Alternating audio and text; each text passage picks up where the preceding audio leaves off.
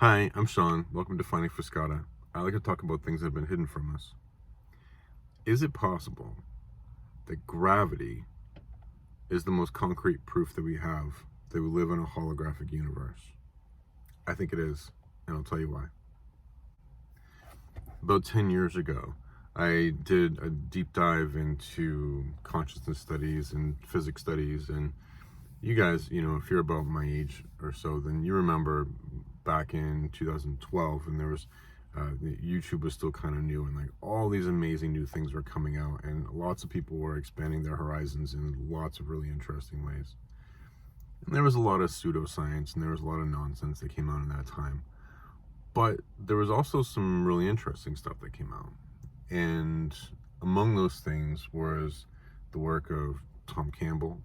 And I know for some of you, I'm probably gonna, probably shut it off as soon as you hear his name. But he did some really legitimate science and some interesting studies into the nature of consciousness. Also, there's Nassim Haramein, another one who some people call him a pseudoscientist, but he's a legitimate physicist, and he just looks at things differently and asks really inconvenient questions. But then you've got the work of Sean Carroll and Michio Kaku, and in that same time period, Neil deGrasse Tyson started to rise in popularity, and it kind of became the age of pop scientists. And to the layperson like me, there's a lot of really neat information going on out there. And I've always been curious about the nature of reality. Like, why are we here? What are we doing? Where we come from? Where are we going? All those standard questions of humanity. And I tried exploring them in different ways.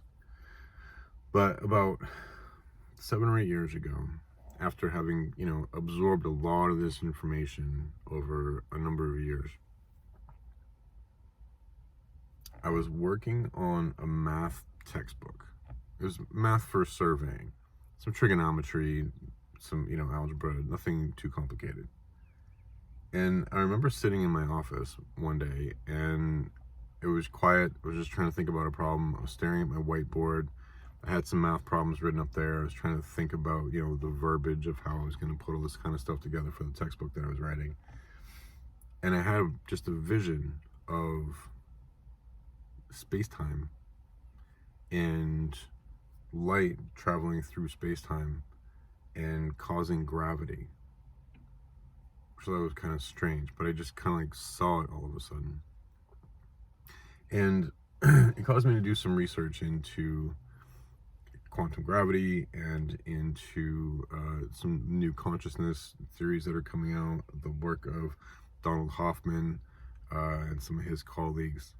I read up on a lot of that kind of stuff, and the conclusion that I came to as a layman is that gravity, I believed, was caused by light. And a lot of people look around and they say that's ridiculous because the light reflects off of stuff and what have you. But I was convinced that this was right because it seemed to answer a lot of other problems. But then it caused a few more.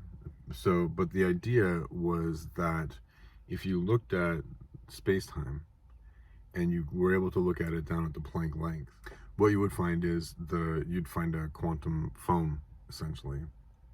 And one of the problems that I had with quantum foam theory is that it was represented as this like roiling, moving, just sort of like bubbles in your kitchen sink, but at the quantum level.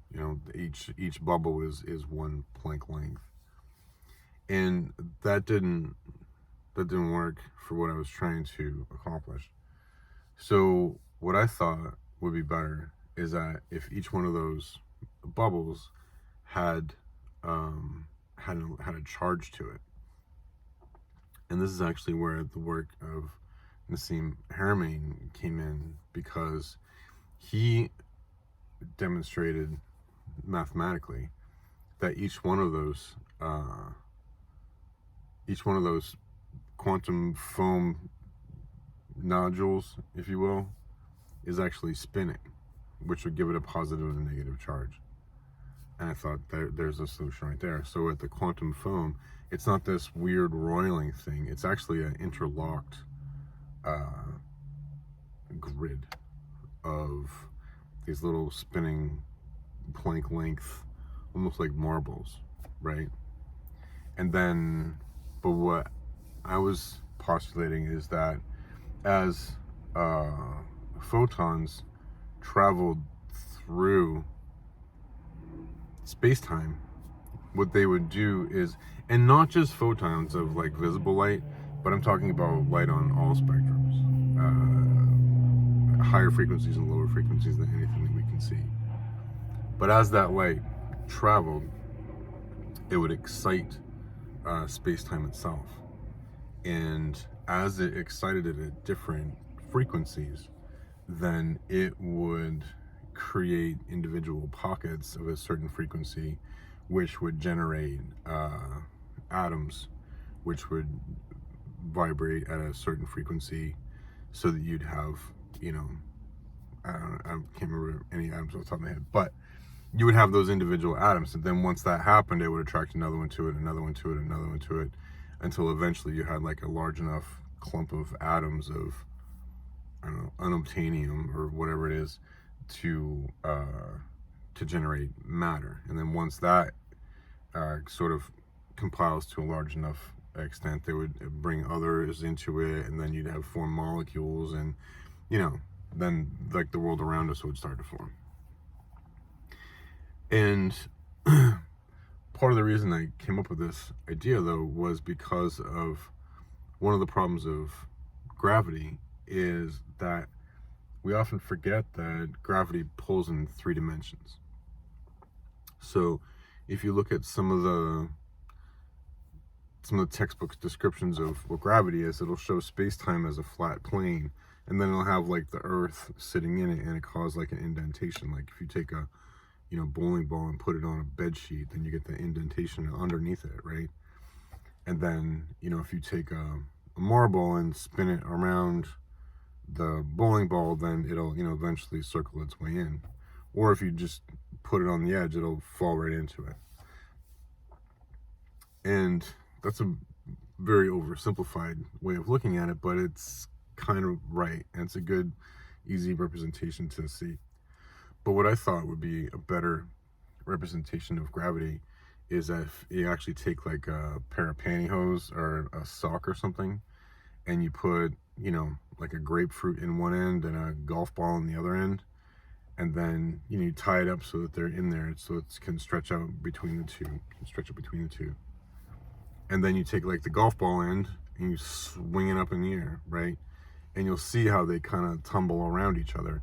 And, you know, the grapefruit will have, you know, larger mass, and so its path will be affected by the golf ball going around it, right? But not quite as much. And this is what we see with, you know, stellar bodies moving around each other, you know, because, you know, Jupiter and the sun, you know, they kind of do that. Jupiter is big enough that it changes the path of the sun, and that's how we find exoplanets, because we'll find a star that's like wobbling a little bit, and then we'll take a look at it, and if something black flies by, we're like, oh, there's a planet there, and we knew because we could tell from the wobble. Like this is how we understand gravity these days. The problem is that like that doesn't work on 2-dimensional; it only works in 3-dimensional. And what my idea of light causing gravity solved is that 3-dimensional problem. Because if it's light is traveling through and it's generating matter, then it's, you know, then you can have gravity that works in 3 dimensions. And I thought it was great. And I talked to some physicists, and I talked to some serious people, and they kind of scratched their head and they're like, that's bullshit, mostly. And I was like, no, I think there's something to it. I think that, you know, I know that I'm not the smartest guy in the room, but I can see it. I can see how this kind of stuff works. And mark my words, in a few years' time, something very similar to this is going to be the standard model of how we understand gravity and where it's coming from. It's coming. And, you know, they got laughed at and they got, ridiculed and whatnot. But curiously, there are some more studies coming out these days that are leaning a little bit more in that direction. But then, this morning, I had an insight that totally blows that out of the water. And if you thought that shit was woo-woo, hang on to your hat. Because what I've come to understand now is that it's not light. It's not light passing through space-time that excites things and causes gravity. But it's actually the process of the thing that causes gravity is the process of the yin and the yang. You could almost say that consciousness itself causes gravity. Don't shut me off yet. So hear this out. I think that in my model, I think that I'm onto something in that gravity is caused by something passing through something else and causing some sort of excitation that happens in 3 dimensions, right? But the problem with light is that, there has to be an originator and there has to be able to pass through, and then where do those other frequencies come from? Is it just completely random? Like, what is all that kind of stuff, right? Where does any of that happen? And the more I tried to poke holes in that and talk to some folks, and they poked some royal holes in it, I started to realize that the light idea just doesn't quite work. But this idea of consciousness causing gravity actually kind of does. Over the last few years, I've been studying Hermeticism and metaphysics, and just been doing a deep dive into law of attraction and all that other kind of stuff, the power of mind, science of mind rather, and trying to understand how all those sorts of things worked. Because in my own life, it seemed like no matter what I did, the opposite of what I wanted to have happened is what ended up happening. So I was trying to figure out, like, how do I live this better? How do I make better choices to, change the path of my life? One of the things that you come across, and this is fairly mainstream these days, I think in even a lot of the physics community and the quantum mechanics community, is that there is something about our perception, there is something about our mind that creates reality. Whether you say that's because of different cognitive biases or however you want to parse that is fine, but the reality is that we are each responsible for creating the reality that we see. And in that journey of studying metaphysics and Hermeticism, I came across the concept of the I am and the first Hermetic principle, which is that all is mind. I made another video a few weeks ago where I talked about that, where I talked about the I am being, if you want to understand what the I am is, then you don't really have to look any farther than an acorn seed, because what the acorn seed is doing is it is just resonating. It's just resonating. I am an acorn tree. I'm an acorn tree. It's not saying I'm an acorn seed. It's saying I'm an acorn tree. I'm an acorn tree. I'm an acorn tree. I'm an acorn tree. And there's something that comes from the quantum field, from the field of non-reality, that wants to move. It wants to become non-being. It wants to emerge from non-being into being. And when an acorn is laying on the ground and saying, I'm an oak tree, I'm an oak tree, I'm an oak tree, I'm an oak tree, it's setting out a receptive pattern so that the energy of the oak tree passes through it. But I don't think it's the energy per se of an an oak tree specifically. It's more like a frequency that harmonizes better with the acorn and pushes on through it so that it can become the oak tree that it's meant to become. But I think that that force that pushes through is benign. It's infinite potentiality that just wants to push through everything all the way around. And I think that's the thing that causes gravity, which is also weird. But I think that it's the actual process. I think the place where we will eventually find the cause of gravity is on that thin cusp between the yin and the yang. It's the thin cusp between the non-real and the real. So you can almost say that, you know, as that acorn is starting to blossom, that force, that pushing through, the thing that is, you know, in when Jesus said that, you know, the kingdom of heaven is all around you. You know, I think in Thomas he said, you know, if someone says to look at for the kingdom of heaven is in the sky, then the birds will get there first. If they say it's in the sea, then the fish will get there first, because the kingdom of heaven is within you.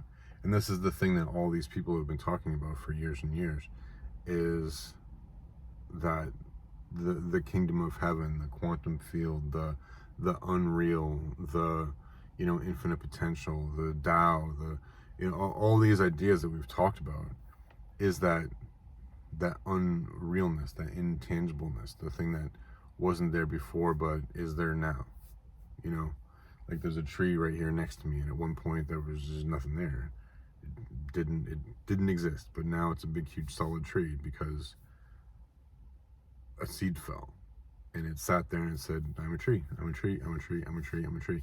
And the universe, the cosmos, the quantum, the kingdom of heaven, the great I am, like however you want to conceptualize that, said, oh, you're a tree, are you? Cool. And then blossomed through and became the tree. But what you have to remember, though, is that that isn't just happening at the level of a tree or a human or a child or a bird. It's happening at every level. So when someone says that, you know, God isn't some patriarchal deity with a beard sitting on a throne judging you, or, you know, when they talk about the cosmos, when they talk about the all in all, and they talk about the universe, that's what they mean. That's what that is it's literally in all and through all, and it's every photon, and it's every molecule, and it's every atom, and it's every, but it's the individual and the collective. So it's the individual cells on the tree, and the water molecules in the tree, and then the tree itself, and then also the forest, and it's me, and it's in all those things. So that's what, when they say there's no division, like I made another video talking about my idea of entanglement theory and how it all has to do with vibrations. This is the thing Nikola Tesla was trying to talk to us about, is that once two particles have been entangled, right, what happens is that their vibratory, they harmonize, so that they vibrate at the same frequency as each other, right? And as one moves, it's the other one moves as well, regardless of how far away they are. Because here in space-time, we think about distance.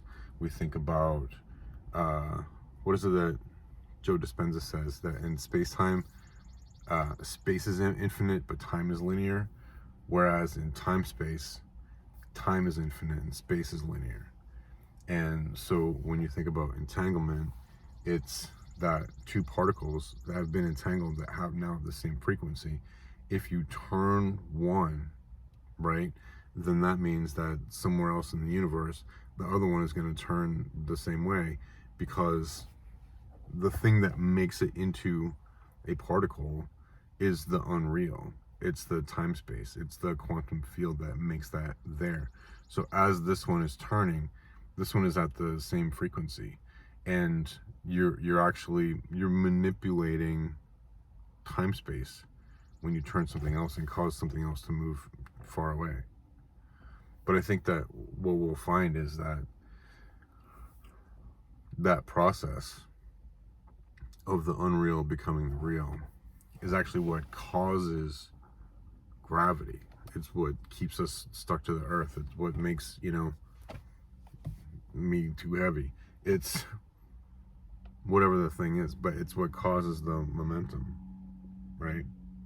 There's a lot of other things to unpack on this, but I wanted to get these ideas out there because I think they're important ideas. And the reason I think that they're important is because the sooner humanity comes to fully embrace our nature as humans and stops fearing death and stops fearing lack and just stops fearing anything altogether,